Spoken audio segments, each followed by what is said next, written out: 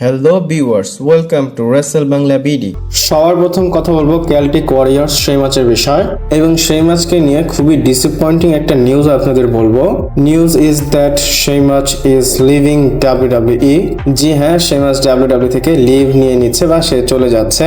এই আপডেটটা ফাইটফুল থেকে এসেছে এবং ফাইটফুল বলতেছে সেই ম্যাচ ডাব্লিউডাব্লিউ থেকে চলে যাচ্ছে, মানে সে লিভ করতেছে। সে যে চলে যাচ্ছে এটার পিছনে রিজন কি, কেন এমনটা হলো হুট করে?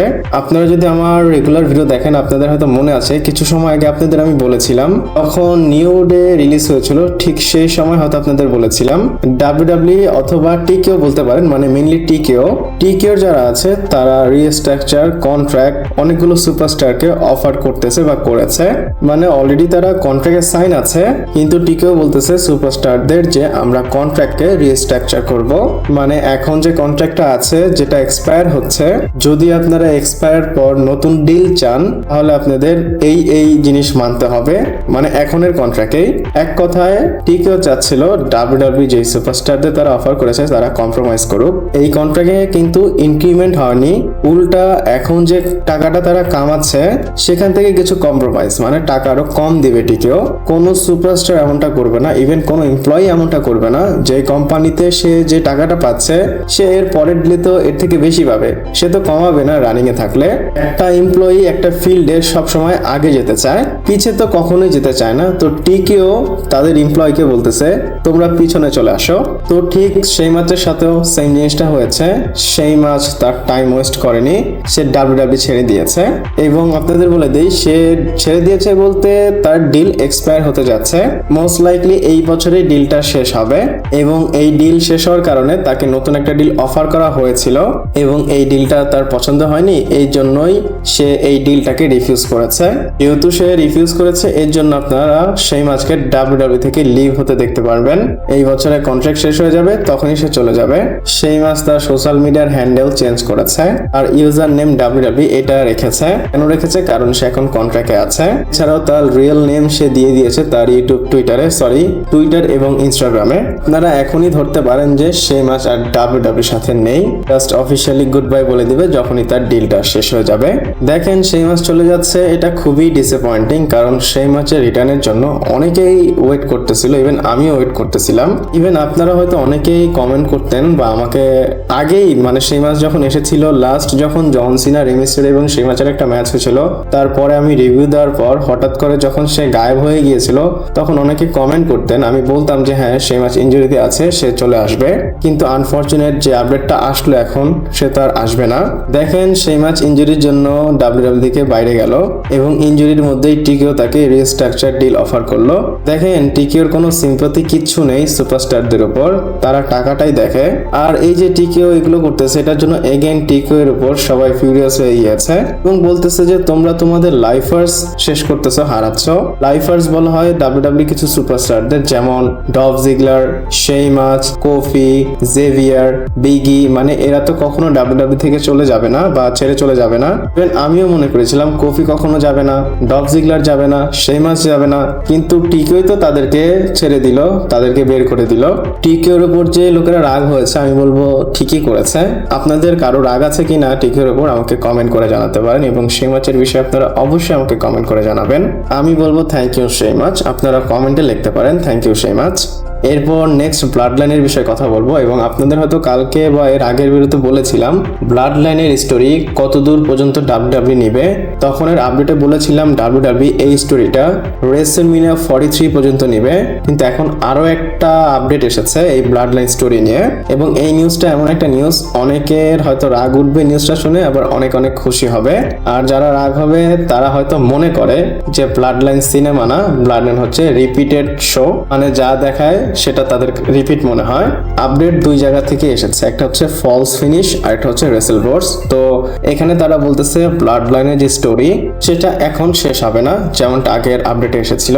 যেহেতু এখন শেষ হবে না, প্রশ্ন হচ্ছে এটা কত সময় পর্যন্ত চলবে। রিপোর্ট এসেছিল রেসলম্যানিয়া 42, কিন্তু এখন রিপোর্টে বলা হচ্ছে ডাব্লিউডাব্লিউ এটা রেসলম্যানিয়া 43 এর পর সামারস্ল্যাম পর্যন্ত নিয়ে যাবে।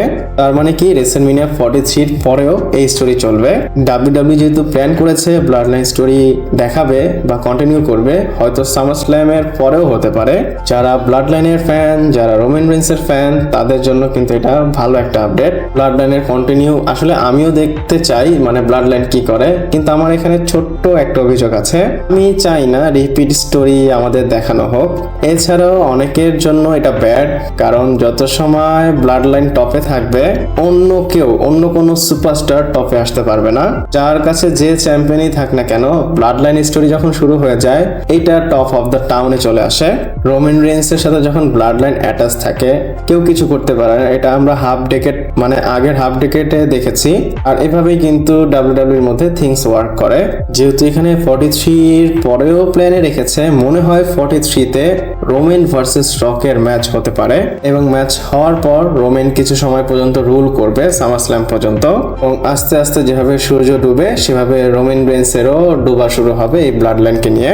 লাস্টের কথাটা বললাম, এটা আমার থিওরি, আমার মনে হয় রকের সাথে হতে পারে ম্যাচ, তারপরে এমনটা হতে পারে। এটা কিন্তু আপডেটের সাথে রিলেটেড না। এটা কেন বললাম, ব্লাড লাইনের মধ্যে অনেক এলিমেন্ট বাকি। যদি আপনারা দেখেন, অনেকে চায় ফিমেল মেম্বারদের অ্যাড করতে ব্লাড লাইনে, কিন্তু পার্সোনালি আমি এটা চাই না ব্লাড লাইনের মধ্যে ফিমেল মেম্বার অ্যাড হোক। জিলা ফাটুকে নিয়ে অনেক কথা হয়, অনেকে জিলা ফাটুকেও দেখতে চায় এই ব্লাড লাইনে।